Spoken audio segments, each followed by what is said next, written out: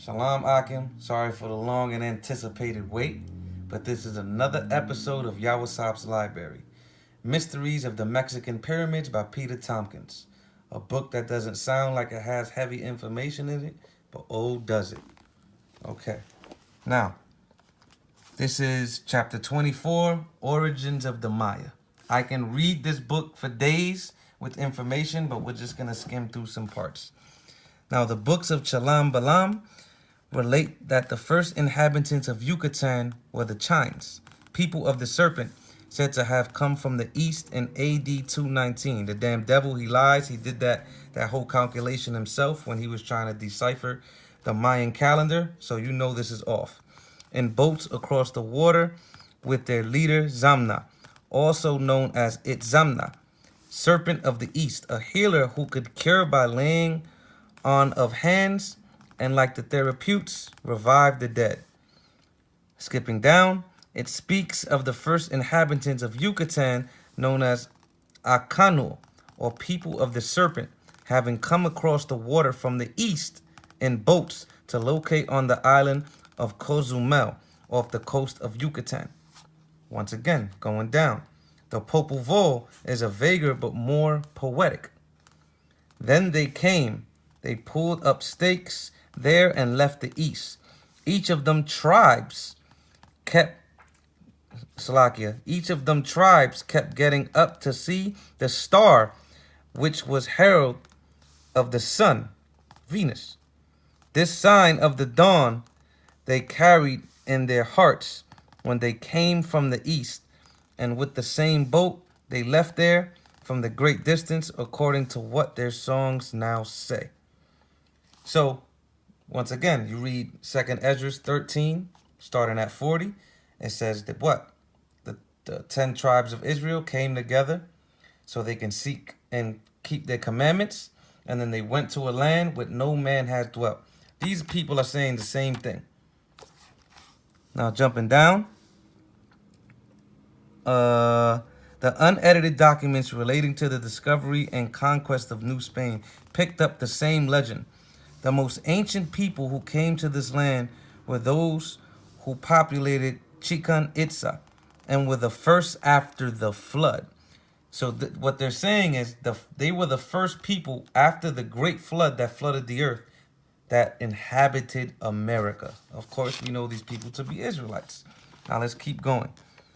We are going to start right here. After considerable research, she traced the upturned shoes to either the Hittites or the successors and imitators, the Phoenicians, renowned as the great seafarers who regularly wore long clinging double robes, turbans with ribbons, pointed beards, and upturned shoes.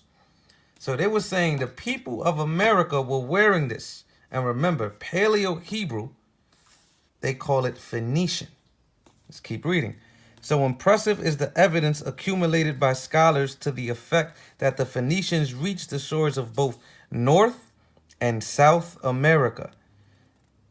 It is hard to understand why it continues to be shunned. Support for Phoenician landfall on the east coast of Mexico in the form of enormous stone heads with marked Negroid features and what looked like baby caps or football helmets dug up from the subsoil of La Venta, dated to about 500 BC by experts. Jumping down. Further evidence of the presence of men with Negroid features accompanying bearded Semites also turned up farther west of Oaxaca. That's what that says. Oaxaca. Hope you guys are walking with me. One second. Where do I want to go?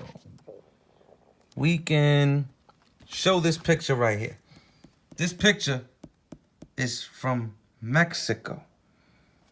Okay? Startling Semitic figures found throughout Mesoamerica. You seeing this? But then a lot of people think natives didn't have beards. Bullshit. Anyway, we're going to jump to one more. At Tula, the Toltec capital, remember Issachar, this is in Mexico. Issachar had a son named Tola, shoveling rubbish from the remains of a house. Desiree Carne found many curious, such as huge baked bricks, filters curved with water pipes, and what appeared to be small Phoenician seals, Paleo-Hebrew seals, and a vase with bearded, robed, mustoid, Tolic, or Toluk, whatever, holding a bolt of lightning. Once again, further evidence proving that the tribes of Israel were in America. Shalom.